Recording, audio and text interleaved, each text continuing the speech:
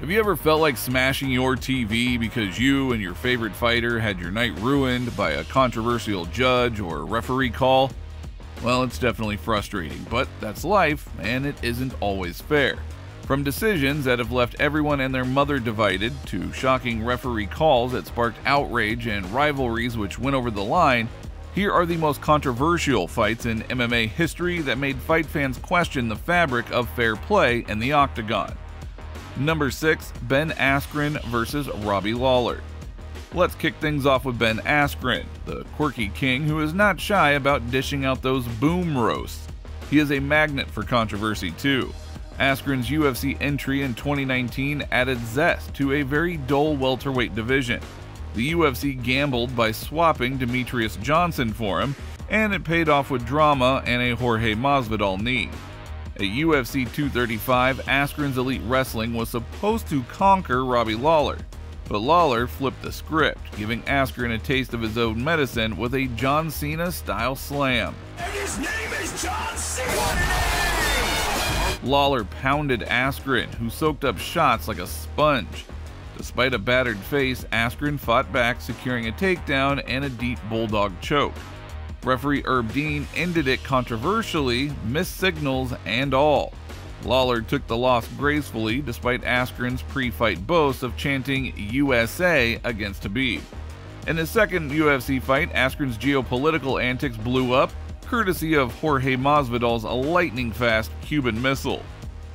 Number 5. Bas Rutten vs. Kevin Randleman. Now, refereeing in MMA, it's a tough job, where one has to make some split-second judgments, and even a hint of brain fog can cost a fighter dearly. But what about MMA judges who have the privilege of watching the action unfold for 15 to 25 minutes before giving their verdict? Do they have an excuse for making a bad call? Well, they seem to think they do, and Bas Rutten vs. Kevin Randleman is a prime example of that. When these two icons of MMA competed for the UFC heavyweight title in May 1999, most people in the MMA community expected Rutten to win, simply because he was a monster among men, who was literally knocking people out with his palms. In striking, he was on another level, and he was very educated on the mat as well. But against Randleman, the Dutch couldn't do much. See what I did there? Their fight lasted 21 minutes, and Randleman was on top throughout, attacking Rutten with punches every now and then, but without doing any significant damage. Rutten launched strikes off of his back too, and surprisingly, he was awarded the win because of his work from the bottom. Now, opinions were certainly divided, with some view that Randleman was laying and praying, while others believing he should have won regardless. Number 4. Khabib Nurmagomedov vs. Conor McGregor. Now, the rivalry between Khabib Nurmagomedov and Conor McGregor is undeniably intense, and it dates back to 2016, when Khabib called the Irishman a chicken and a tap machine in front of a pro-Mac crowd at UFC 205, which was pretty ballsy from the Eagle, but unfortunately, he failed to draw a reaction from McGregor. The Irishman just didn't give a fook until Khabib slapped his former bestie Artem Lobov. To avenge his right-hand man, McGregor flew all the way from Ireland to New York with a bunch of buddies in a private jet and ambushed the fighter bus that was supposed to transport Khabib to the hotel after UFC 223 Media Day. Following McGregor's rampage, Khabib told him to send him his location, which was sent 6 months later by the UFC, and that location was the T-Mobile Arena in Las Vegas, where the two locked horns at UFC 229. As expected, the pre-fight press conferences were dark, and McGregor crossed the line by calling Khabib a smelly rat, a mad, backward cunt, and an ally of a terrorist snitch, Ali Abdelaziz. Now, McGregor talked the talk, but he failed to walk the walk, as he was punished for his foul-mouthed approach at UFC 229, when he was brutally beaten and then finished in the 4th round by a jaw-crushing submission. Their rivalry was then settled then and there, one would think, but it wasn't. After almost decapitating McGregor, Khabib decided to go a step further and attack his brother from another mother, Dillon Danis, because the grappling ace talked a lot of smack too. The Eagle finished McGregor, jumped over the cage, and then drop-kicked Danis, kick-starting a massive brawl. The Russian was suspended for months and had to pay a hefty fine for his actions. Since it was the biggest fight in MMA history, there were a number of high-profile people in the arena, and Khabib's actions gave them a real scare. Number 3, Alexander Volkanovski versus Max Holloway. Fights like Alexander Volkanovski versus Max Holloway are what we live for as fight fans. It's like watching an unstoppable force meeting an immovable object for the ultimate glory. But when such a monumental occasion is marred by a controversial judgment, it is an absolute bummer. At UFC 251, Volkanovski put his featherweight crown on the line against former champ Holloway in an immediate rematch.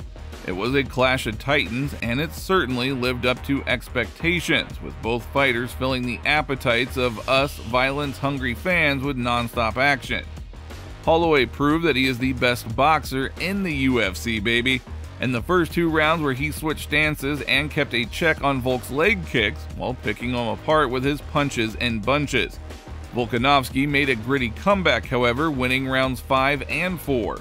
It all came down to round 3, which was razor close. Now, most fight fans gave Holloway 3 rounds out of 5, but 2 judges didn't, resulting in Alexander the Great successfully defending his territory with a split decision, and Holloway fans leaving the arena frustrated. Now, was that a robbery? Well, Holloway won the first 2 rounds and Volkanovski won the final 2.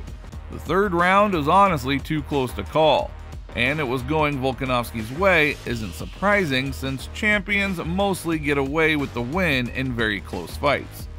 I mean, you guys, bad things happen to good people, but with or without a title, the best is blessed.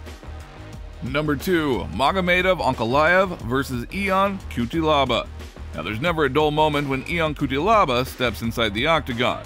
The Moldovan has a few screws loose, and in his light heavyweight showdown against Magomed Ankalaev in 2020, he put his incredibly mediocre fight IQ on display.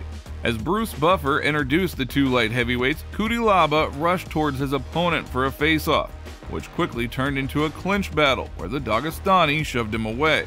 Now, things could have escalated if it wasn't for the security team telling them to hold their horses for a few more seconds because they were going to get a fight anyway.